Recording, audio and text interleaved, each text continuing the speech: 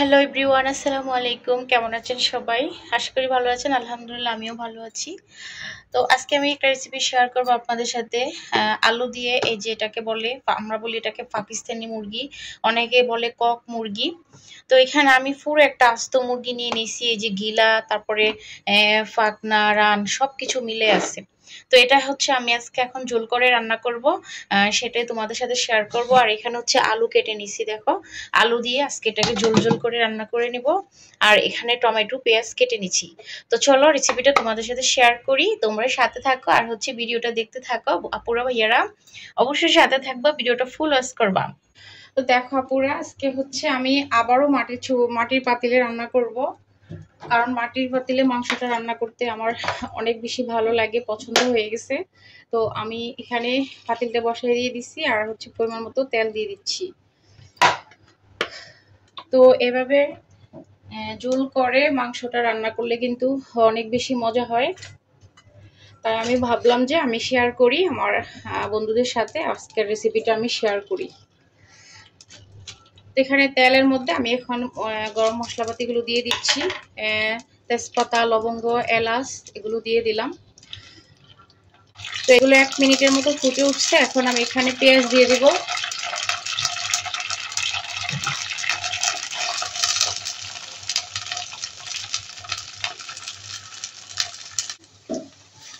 পেঁয়াজ ভেজে নিব আমি, বেশি কালার করব না, একটু নরম হওয়া, সফট হওয়া পর্যন্ত পেঁয়াজটাকে ভেজে নিব। তারপরে আমি মশলাপাতিগুলো ব্যবহার করব।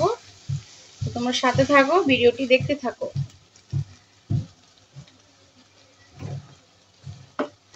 পেঁয়াজের সাথে এখন আমি পরিমাণ মতো লবণ দিয়ে দিব। তো পরিমাণ মতো লবণ দিয়ে দিচ্ছি। আমার কাছে এই যে পোলট্রি মুরগির থেকে কক মুরগি, দেশি মুরগি, এই ধরনের মুরগি কিন্তু আমার কাছে ভালো লাগে। তোমাদের কার কাছে কি পছন্দ অবশ্যই জানাবে।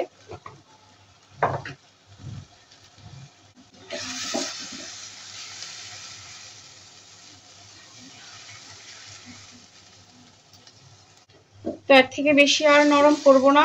এখানে এখন আমি মশলা ব্যবহার করব। তো কি কি মশলা দিচ্ছি সাথে থাকো, দেখতে থাকো।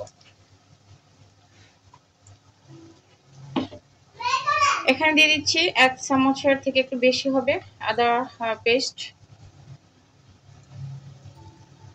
এখানে দিয়ে দিলাম আদা পেস্ট, ওটা ছিল রসুন পেস্ট, এটা ছিল আদা পেস্ট। হলুদের গুঁড়া দিলাম 1 চামচ, মরিচের গুঁড়া দিলাম 1 চামচ, একটু কালো গোলমরিচের বাটা।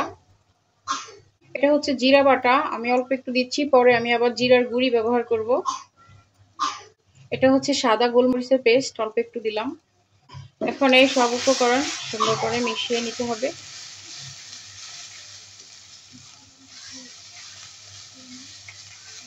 মশলা যত ভালো করে কষাবেন, মাংসের টেস্ট তত বেশি মজা হবে। মাংস রান্নার ক্ষেত্রে মাংসের টেস্ট দ্বিগুণ গুণে বাড়ায় হচ্ছে মশলা যত কষাবেন তত।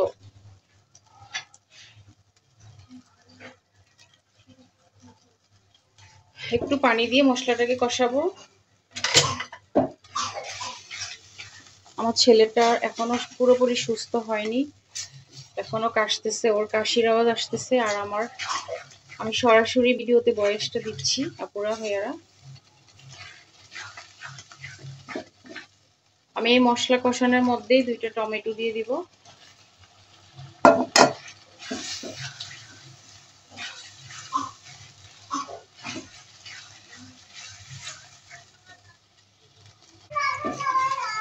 তুমি খাও না বউ?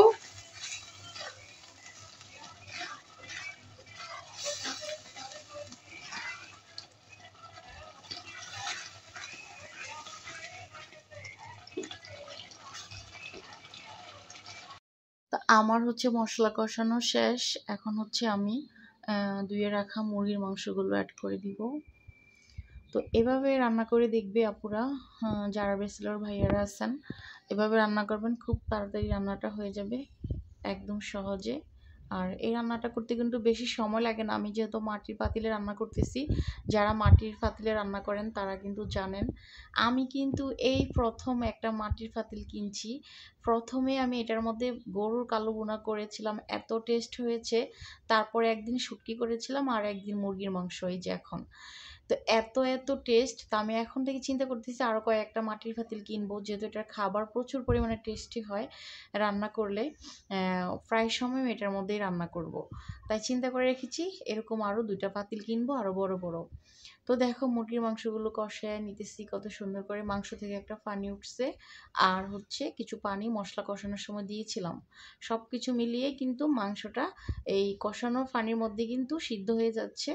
তো আমি আরও একটু সিদ্ধ হলে, যখন আর একটু রানগুলো দেখে বোঝা যাচ্ছে মনে হয় এটা আরও কত কাঁচা, এখনও সিদ্ধ হতে দেরি আছে, কিন্তু না, এটা 70% সিদ্ধ হয়ে গেছে। আমি এই পর্যায়ে আমি এখানে আলু ব্যবহার করব। আমি শুরুতেই বলেছিলাম আলু দিয়ে আজকে ঝোল করে রান্না করব, কারণ আমার পাগলা বাবা খেতে চেয়েছে। বড় বাবার মুরগির মাংসটা আলু দিয়ে রান্না করে দিলে ওর কাছে খুব পছন্দ। আমি চেষ্টা করি, আমার 2টা ছেলে আলহামদুলিল্লাহ, ওরা যখন যেটা বলে মা হিসাবে সেটা ওদের পছন্দ মতো করার চেষ্টা করি। আমি মনে করি প্রতিটা মাই এরকম, যে বাচ্চারা কি পছন্দ করে কি চায় সেদিকে খুব খেয়াল রাখে, এবং হচ্ছে তাদের মন মতো করে দেওয়ার চেষ্টা করে। এটাই হচ্ছে মা ছেলের মধ্যে ভালোবাসা দুনিয়াতে। মা সবচেয়ে বেশি আপন হলো সন্তানের জন্য।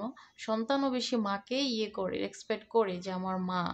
ঠিক আছে, তো আলহামদুলিল্লাহ, সবাই সবার জন্য দোয়া করবেন। আমিও সবার জন্য দোয়া রইল, আল্লাহ তাআলা সব মা ছেলেদের ভালো রাখুক, সুস্থ রাখুক। তো আমি বলেছিলাম যে আমার আয়ান বাবা অসুস্থ, ও এখনও সুস্থ হয়নি, ওর এই জ্বর কমে যায় আবারও হয়। তো সবাই আমার বাবাটার জন্য দোয়া করবেন যেন তাড়াতাড়ি সুস্থ হয়ে যায়। তো দেখো আপুরা ভাইয়ারা, আমার হচ্ছে এটা কষানো হয়ে গেছে, আর আমি এখানে এখন পরিমাণ মতো ঝোল দিয়ে দিচ্ছি। আমি যে পরিমাণ ঝোল রাখবো সেইটা হিসাব করে দিয়েছি। এবার তোমরা যে পরিমাণ ঝোল খাবে, ঝোল রাখবে, সেই পরিমাণে পানিটা ব্যবহার করবে। তো দেখো আমার কিন্তু অলরেডি হয়ে গেছে, এই যে। এখন আমি এটাকে নেড়ে ছেড়ে একটু জিরার গুঁড়ি দিব, তারপরে হচ্ছে কাঁচামরিচ দিব, দিয়ে আমি এটাকে ঢাকনা দিয়ে রান্না করে নিব। তো কষ্ট করো, তোমাদের জন্য ভিডিওটা করলাম, ছেলে অসুস্থ, দেখবো আমার অসুস্থ ছেলের উছিলে আমি কষ্ট করে ভিডিওটা তৈরি করেছি। ভিডিওতে কয়টা লাইক পড়ে, কয়টা কমেন্ট পড়ে। তো ফাইনালি দেখো আমার মাংসটা কিন্তু হয়ে গেছে, মাশাআল্লাহ, এটা দেখতে জাস্ট অসাধারণ, কি আর বলবো। বন্ধুরা বিদায় নিলাম, সবাই ভালো থাকবে, আল্লাহ হাফেজ।